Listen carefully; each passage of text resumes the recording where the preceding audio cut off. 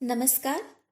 मैं कनकलता झा आज आप लोगों के लिए हिंदी साहित्य सागर की पद्य भाग का दूसरा पाठ लेकर उपस्थित हूँ। गिरधर कविराय। आइए गिरधर कविराय की कुंडलियों को पढ़ने से पहले हम उनके जीवन से कुछ परिचित हो जाते हैं।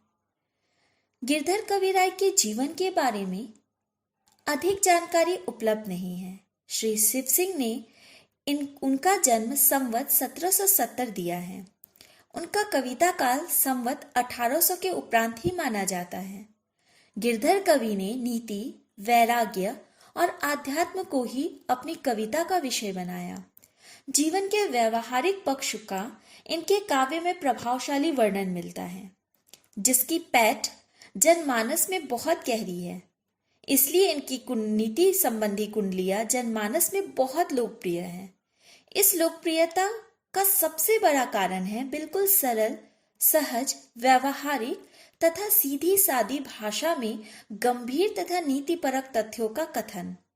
कुंडलियों में ही इन्होंने अपने समस्त काव्य की रचना की। गिरधर कविराय ग्रंथावली में इनकी 500 से अधिक कुंडलियां संकलित हैं।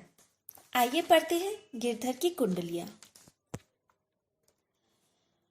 गिरधर की कुंडलियां पढ़ने से पहले मैं आपको बताना चाहूंगी कि इस कुंडलियां में जितने भी दोहे आपको मिलेंगे वो सब के सब कहीं ना कहीं मानव जीवन के व्यवहारिक पक्ष को हमारे सामने उजागर करते हैं।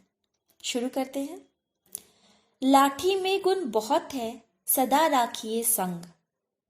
लाठी में गुण बहुत है, सदा राखिए संग। गहरी नदी नारी जहां, तहां बचावे अंग। तहां बचावे अंग, झपट कुत्ता कह मारे। दुश्मन दावागीर होए, तिन्हों को झारे। यहाँ कवि कहते हैं कि यहाँ लाठी के गुण की चर्चा उन्होंने की है। लाठी साधारण सी एक लाठी जो मानव अपने व्यवहार में लाता है, उस लाठी के गुणों का बखान यहाँ बखूबी किया है कवि ने। कवि कहते हैं कि लाठी में बहुत सारे गुण हैं, हमें इसे सदा अपने साथ रखना चाहिए। चाहे गहरी नदी हो, नाला हो, या फिर दुश्मन हो हमारे सामने खड़ा कोई, या फिर कुत्ता हमारे पीछे पड़ा हो, हम किसी भी परिस्थिति में लाठी से अपना बचाव बखूबी कर सकते हैं और लाठी के द्वारा हम अपनी रक्षा कर सकते हैं।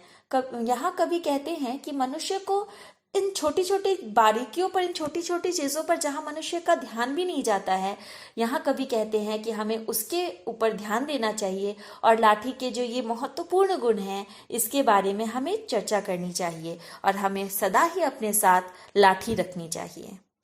धन्यवाद।